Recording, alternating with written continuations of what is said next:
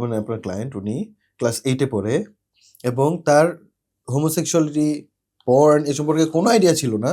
শুধুমাত্র একটা ফোন, একটা র্যান্ডম ক্লিক চলে গেল একটা জগতে, সেখান থেকে আবার চলে গেল আরেকটা জগতে, এবং এটা আর এখন স্ক্রিনের মধ্যে নাই, এটা এখন তার বাস্তব জীবনে চলে এসেছে। এখন আর স্ক্রিনের মধ্যে নাই। হ্যাঁ, পর্নের ক্ষেত্রে একটা জিনিস তাও যে এটা স্ক্রিনের মধ্যে থাকে, তারপরেও স্ক্রিন থেকে তো ব্যক্তি জীবনে আসে, ব্যক্তির আচরণের প্রভাব পড়েই আসে, ব্যক্তি জীবনে আসে, কিন্তু ওইটা তো সশরীরে, এটা তো একটা বড় সাহসের ব্যাপার। তাকে এই জিনিসটা করতে গেলে তাকে মানসিকভাবে স্টেবল হইতে হবে যে ওকে ফাইন, আমি যাব। এবং আপনি চিন্তা করেন এমন একটা জায়গা, সেটা ওই যে নোয়াখালী, কুমিল্লা, ফেনী, চিটাগাং এরকম একটা বেল্টের যারা মানে ধার্মিকভাবে পায়াস একটা গ্রুপ, সাধারণত হ্যাঁ এইরকম একটা পায়াস গ্রুপের জন্য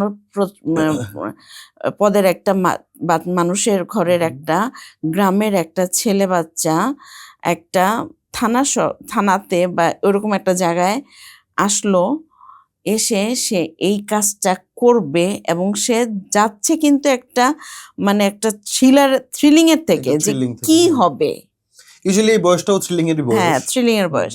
কি হবে, কি করবে, পড়াশোনা করার কারণে তো তার কিছু আইডিয়া আছেই এই ব্যাপারে।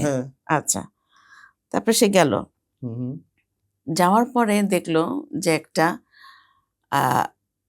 কলেজে পড়ুয়া মানে এইচএসসি দিবে এরকম একটা ছেলে বা তার চাইতে একটু বড় এরকম একটা ছেলে তার জন্য অপেক্ষা করছে। সে তাকে শিখাইলো হোয়াট ইজ দ্য প্রসেস, তারপরে তারা মিটিং করলো, তারপরে সে বাসায় আসলো। এই তার লাইফ চেঞ্জ হলো। এরপর থেকে সে এই কাজটা র্যান্ডম করা শুরু করলো। একদিন, 2 দিন, যে কয়দিন ইয়েতে কোচিংয়ে যেতে হয়, প্রাইভেটে যেতে হয়, সে কয়দিন। এরপরে মাকে বললো যে প্রাইভেটে আমাকে আরো বেশি বেশি যেতে হবে, আমার বেশি পড়তে হবে, বেশি টাকা লাগবে। মা বয়স্ক এবং গরিব, তারপরেও ছেলের পড়ার আগ্রহ দেখে মা আরো বেশি বেশি প্রাইভেট পড়ার ব্যবস্থা করে দিল। আরো বেশি সময় ধরে তাকে থাকতে হলো। সে যাচ্ছে, এই কাজ করতেছে। আমি বললাম যে তুমি কিভাবে বুঝলা যে তুমি এটা পছন্দ করো? তখন বলে যে আমার এটা খুব ভালো লাগে, আমি এটা ছাড়া ভাবতে পারি না, আমার কোনো মেয়ে ভালো লাগে না, আমার মেয়েদের ব্যাপারে কোনো আগ্রহ নেই, এবং আমি তো প্রেম করছি না, আমি তো প্রেম করবও না, কাজে আমাকে নিয়ে তো মার কোনো টেনশন নেই। আচ্ছা, তা মা তো বলতেছে তো বাবারা তুই একটা জায়গায় 10টা প্রেম কর, তাও তুই মানে মানে উনি তো ধর্মীয় জায়গার থেকে দেখছেন ব্যাপারটা, স্পিরিচুয়ালি, যে যেটা আমার ধর্মের নিষেধ, হারাম, তুই হারাম কাজের মধ্যে লিপ্ত হোস না। ও বলতেছে আমার খুব ভালো লাগে, আমার এটা ছাড়া আর কিছুই আমি ভাবতেই পারি না। এখন আমার কথা হচ্ছে যে তুমি কিভাবে বুঝলা যে এটা তোমার ভালো লাগে? এইখানে তুমি যাওয়ার আগ পর্যন্ত তো তুমি বুঝতে পারছিলা কি, তোমার শরীর কি তোমাকে এটা বলতো যে অ্যাকচুয়ালি আমি না মেয়েদের ব্যাপারে আগ্রহ পাই না? কিছু ছেলে থাকে না যে মেয়েদের মানে খুব অল্প বয়সেই যে পিউবার্টি হিট করে, যে বয়সে বাচ্চাদের, ছেলে বাচ্চাদের, সেই সমস্ত ছেলে বাচ্চারা সাধারণত কি করে, ওরা বুঝে যে ওরা খুব ছোট, যেই মেয়েটাকে ওদের পছন্দ হয় সেই মেয়েটাকে একটা ফুল দিতে গেলে বা একটা কোনো গিফট দিতে গেলে বা কলেজের সামনে বা স্কুলের সামনে দাঁড়ায় থাকলে মেয়েটা পছন্দ করবে না। হ্যাঁ, রাদার ওর চাইতে একটু বড় একটা ম্যানলি চেহারার একটা ছেলেকে ও পছন্দ করবে। তারপরে ও সাহস করে ওই মেয়েটার সামনে যায়, হ্যাঁ, পছন্দ না, হ্যাঁ, এইগুলি হয়। কিন্তু কিছু কিছু ছেলে আছে বলে যে দাঁড়া আমার মেয়েদের এই সমস্ত ন্যাকামি ভাল লাগে না।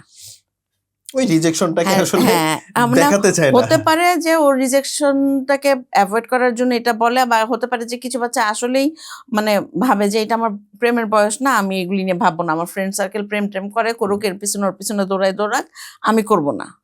হ্যাঁ, কিন্তু তুমি কি এটা ভেবেছো কখনো যে তোমার কি মনে হয়েছে যে আমার কোনো মেয়ে কখনো পছন্দ না? সেটা না, আমার এই জায়গায় ঢুকার আগে আমার একটা মেয়ের সাথে সম্পর্ক ছিল। এই তো বের হয়ে গেল ঘটনা। তার মানে ব্যাপারটা আবার ওই একই জায়গায় যাচ্ছে ম্যাডাম, যে এটা একটা লার্নড, মানে তাকে যদি ডেকে নিয়ে না শেখানো হতো তাহলে সে সমকামী হওয়ার কোনো চান্স তার ছিল না। বাই হিমসেলফ, মানে ফ্রম উইদিন তার এই জিনিসটা ছিল না।